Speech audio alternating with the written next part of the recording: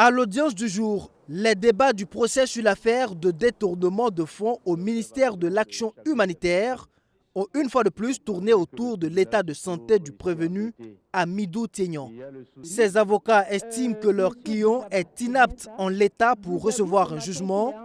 Le tribunal a fait appel à l'infirmier de la maison d'arrêt et de correction de Ouagadougou pour donner plus de détails sur l'état de santé de l'accusé. Ce dernier avoue être incompétent sur le sujet, déclarant que le mis en cause a été pris en charge au CHU Yalgado Ouedraogo.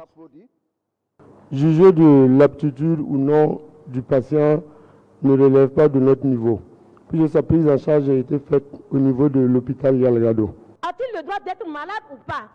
Pour la défense, le sujet ne devrait souffrir d'aucun débat, dans la mesure où le médecin traitant de l'hôpital Yalgado lui a administré un traitement. Elle demande un renvoi du jugement de 2 semaines afin de permettre à leur client de se rétablir.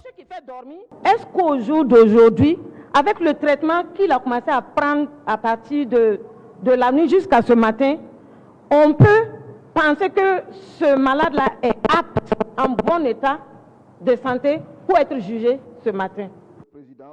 Le parquet ne l'entend pas de cette oreille, il y voit plutôt un prétexte pour se soustraire du procès. Monsieur Tiénion, manifestement, est en état et simule donc une maladie manifeste pour se soustraire à ses responsabilités.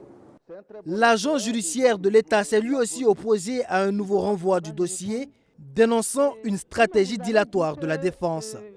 Maître Prosper Farama, représentant le réseau national de lutte anticorruption, bien que souhaitant une célérité du dossier, a insisté sur la nécessité de garantir un jugement équitable pour toutes les parties.